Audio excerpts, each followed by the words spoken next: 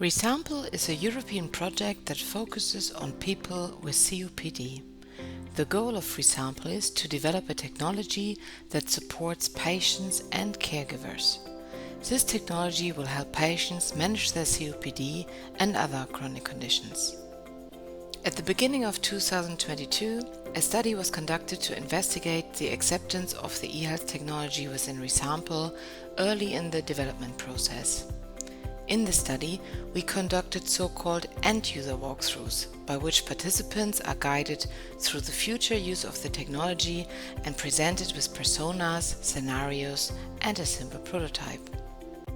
By conducting this study, we have collected a lot of useful information about the attitudes and acceptance of the prototypes, and we received useful feedback whether they were understandable.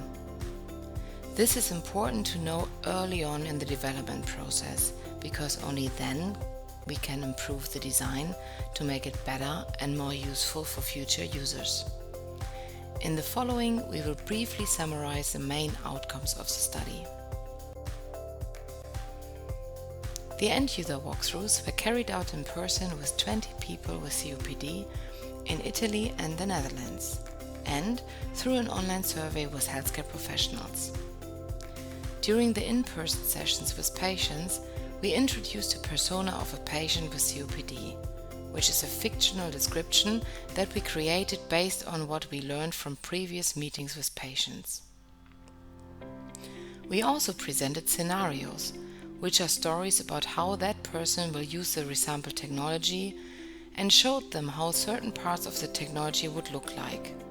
For this, we used a prototype. After patients looked at this, we asked them a couple of questions. We first asked them to answer this question from the perspective of the persona.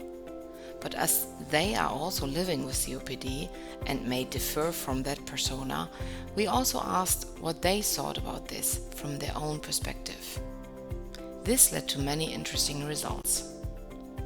In addition, 48 healthcare professionals filled in the online survey.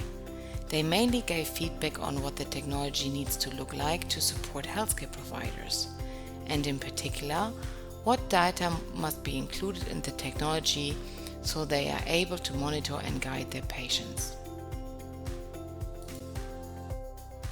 We learned a lot from the patients who participated in this study. The participants' impression of the prototypes varied a lot. Some of the screens were perceived as somewhat unclear because the language used was difficult to understand or, for example, contained English terms. This is something that should be changed to make it understandable for everyone. One feature that was included in this scenario was coaching. Participants got to see a conversation between the persona and a virtual coach. This coach asked a few questions regarding the current struggles of the persona. Based on the responses given, the virtual coach recommended educational or coaching modules, for example on energy management, that would fit the needs of the persona. Participants appreciated the feature of coaching because they are currently missing certain specific information about possible activities, for example, what they could do to manage their energy levels. This could help them manage their health better. However, how the virtual coach acts must be aligned with the needs of the patient, otherwise they will not use it. For example, the coach should not ask too much from a person who doesn't like to get asked questions all the time.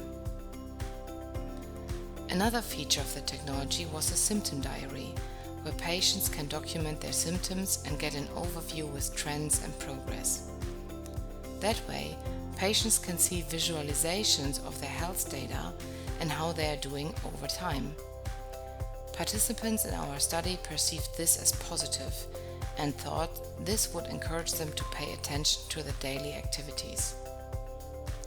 Finally, the prototype also included peer-to-peer support, which supports the connection between patients. Participants were very positive about the possibility of contacting other people with COPD. While not everyone would want to use it for themselves, they all agreed that many people with COPD could benefit from contact with others who understand their situation. Many useful recommendations were provided which help us to make the resample technology more useful and valuable. For example, it was mentioned that there must be a feature so that people can be rewarded for their behaviors that contribute positively to their health. This can help to make people aware of positive behaviors and encourage them to continue to do so. In addition, it was also mentioned that there should be more information in the technology, for example, about the possible activities and exercises that one can perform to stay active. Another important result was that the technology should motivate but not force certain things. People with COPD should be able to make their own choices about what and how to use the technology, and should be free to do so without a technology constantly trying to impose certain actions. In addition, some people with COPD indicated that the daily use of technology would constantly remind them of their COPD condition. This is something they did not want. The results of the survey with healthcare professionals showed that most participants found the prototypes very clear, useful, and insightful. It was indicated that it is nice to have an overview of different data of the patient. Although a number of different data types were shown in the prototype, some healthcare professionals indicated that they still missed some data, for example, nutrition, saturation, lung measurement, and physical activity. In addition, it was also recommended that the most important data of the patient should be merged into one screen. Healthcare professionals indicated that there are currently too many tabs open, so that a lot of time is lost when they are looking through everything. Although several possible areas for improvement were mentioned, participants were positive about the future resample technology and the possible benefits it brings.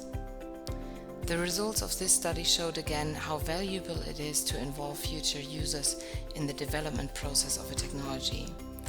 We again learned a lot from the participants, which will help us to develop resample in such a way that it really supports healthcare professionals and people living with COPD in their daily care. What's next? The development of the resample solution is ongoing, and we will continue to involve end users so that we get feedback at different points in time. Only then we can make sure that we understood well what people need and that our technology is well developed. Would you like to be involved and think along with the resample project? Please feel free to contact us. Thank you for your time and attention, the resample team of Roosing Research and Development.